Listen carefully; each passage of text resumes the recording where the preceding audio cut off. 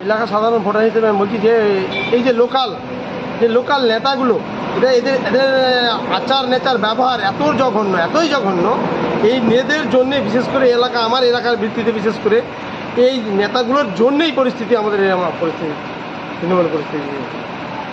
কেননা এদের অত্যাচার এদের ব্যবহার সাধারণ লোক কোনোটাই সন্তুষ্ট নয় এবং সাধারণ লোকের উপরে অত্যাধিক জোরদস্তি এমন কিছু চাপি দেওয়া হয় যে নেতারা এমন জোরদস্তি করে যেটা করা শোভনীয় নয়।